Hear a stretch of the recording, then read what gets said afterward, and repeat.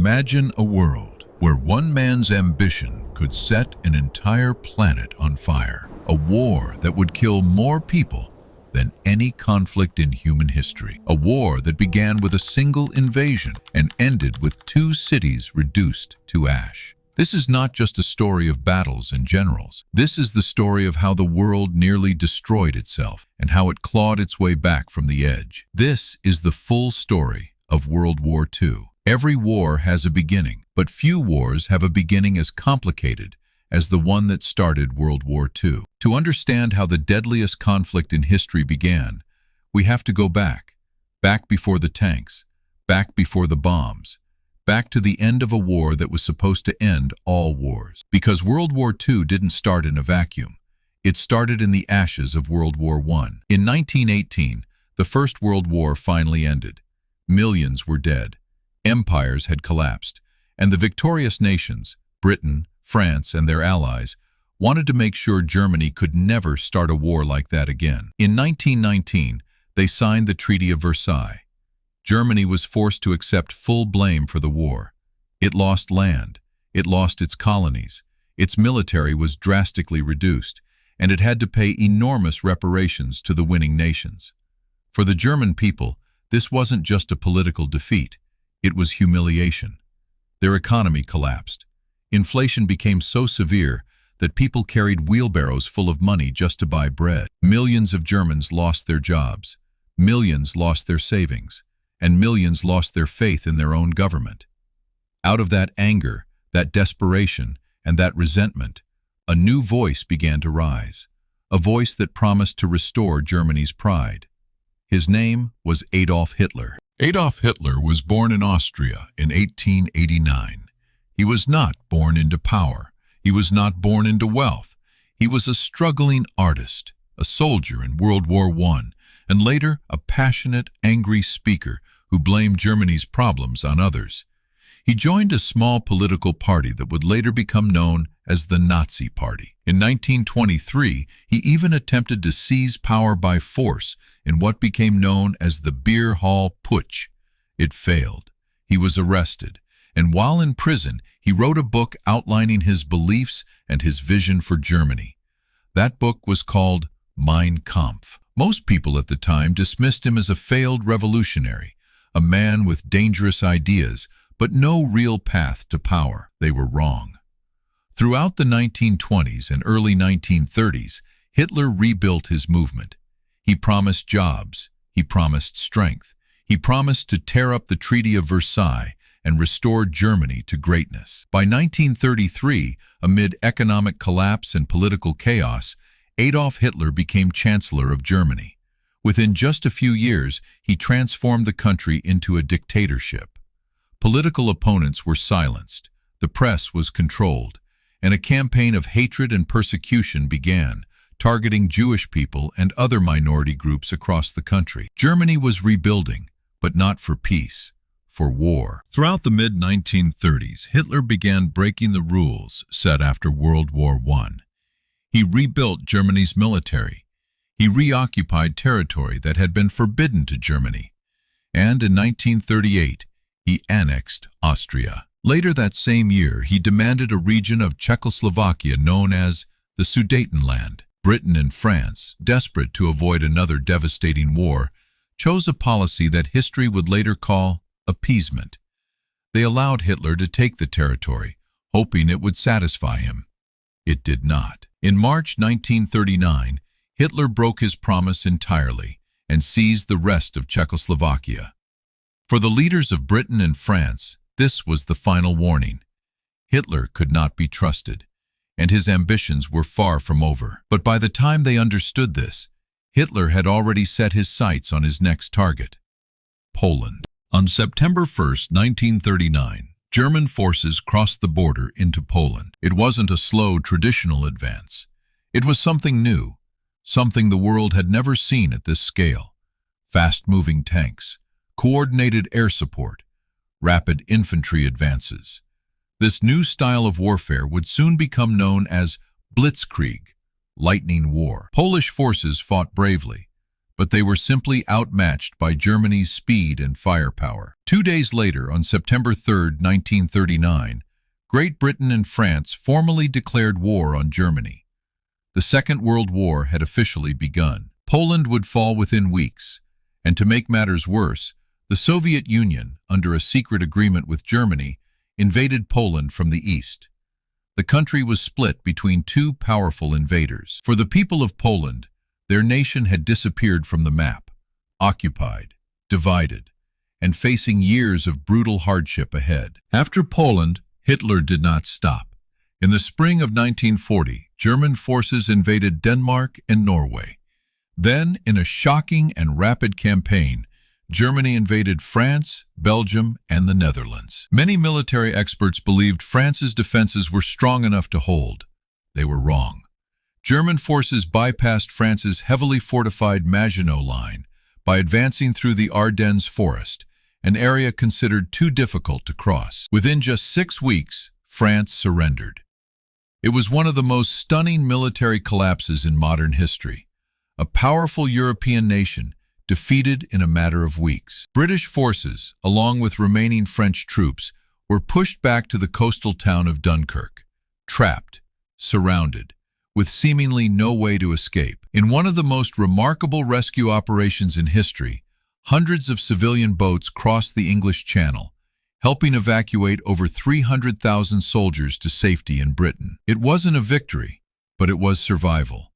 And in war, survival can be everything. With France defeated, Hitler turned his attention to Britain. His plan was simple: destroy the Royal Air Force, gain control of the skies, then launch a full invasion across the English Channel. Throughout the summer and autumn of 1940, German bombers launched relentless attacks against British airfields, factories, and eventually cities. This became known as the Battle of Britain. British pilots, vastly outnumbered, fought with extraordinary courage.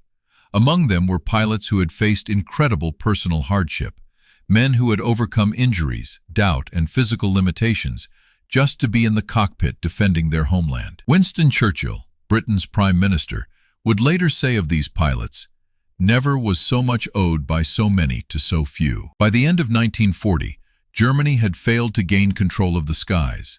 The planned invasion of Britain was postponed indefinitely. For the first time since the war began, Hitler's forces had failed to achieve their objective.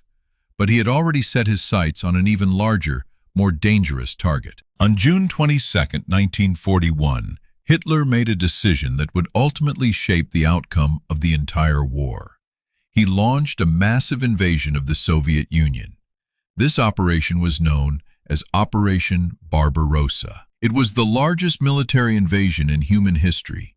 Over 3 million German and Axis troops, thousands of tanks, thousands of aircraft, all moving along a front stretching over 1,000 miles. The invasion caught Soviet leader Joseph Stalin almost completely by surprise. Despite having a non-aggression pact with Germany, Stalin had ignored repeated warnings of an impending attack. In the opening months, German forces advanced deep into Soviet territory. Millions of Soviet soldiers were killed or captured. Entire cities came under siege. But as autumn turned to winter, Germany's advance began to slow.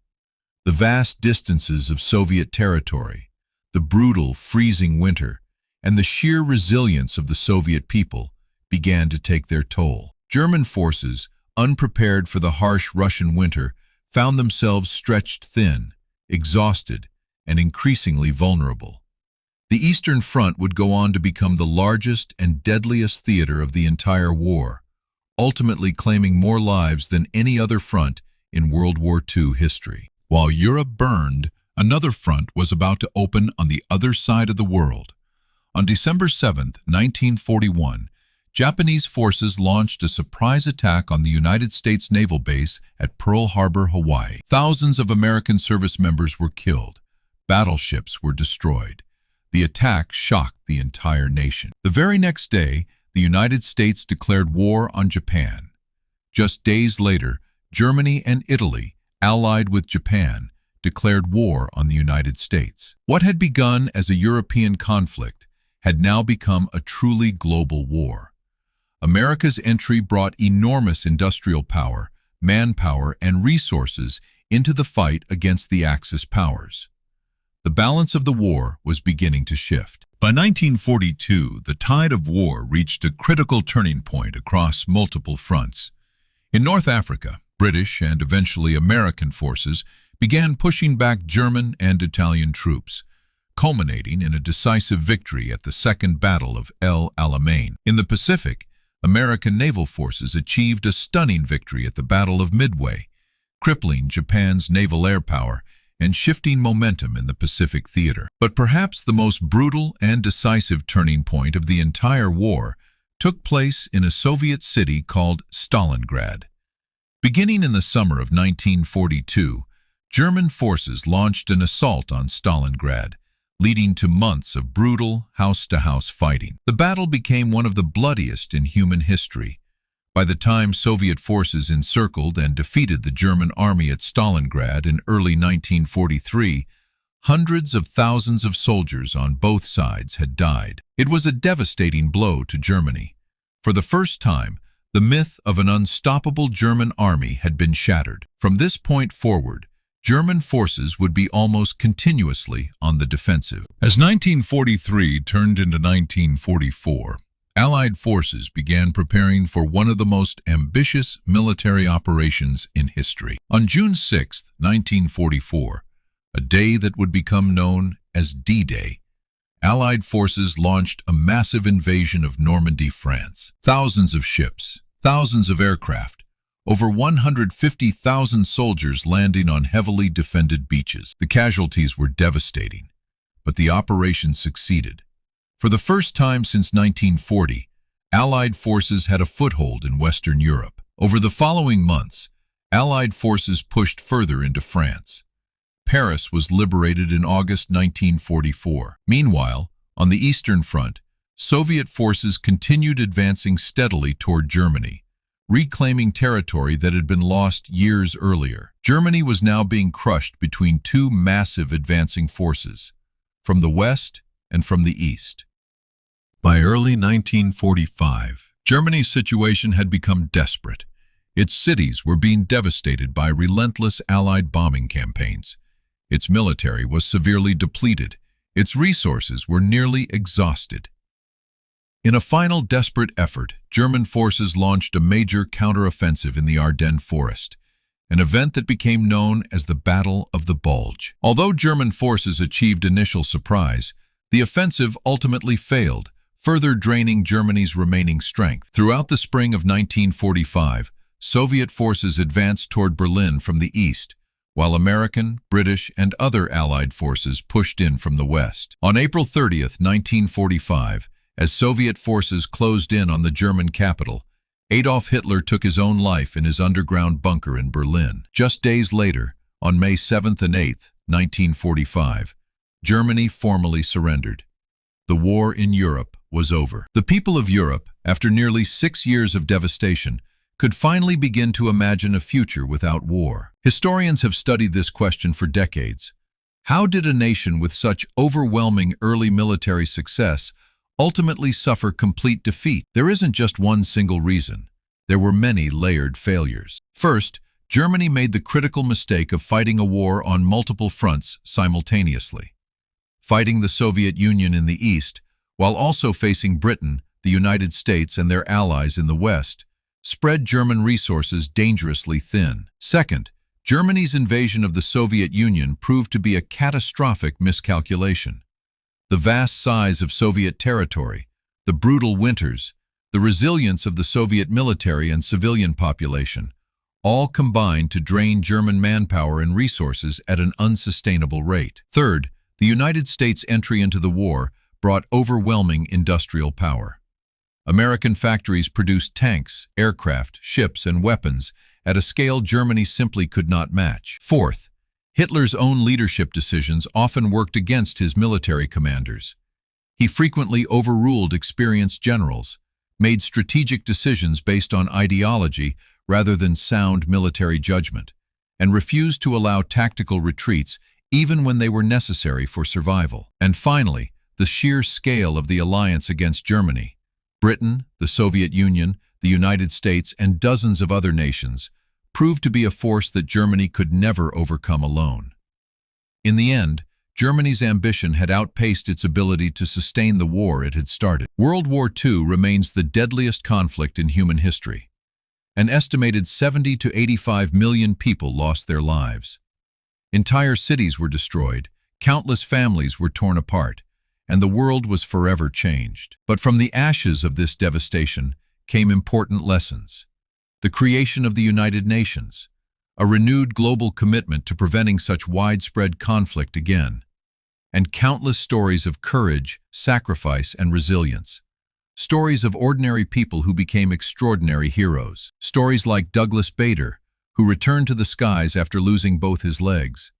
Stories of soldiers, pilots, resistance fighters, and civilians who refused to give up even when everything seemed lost.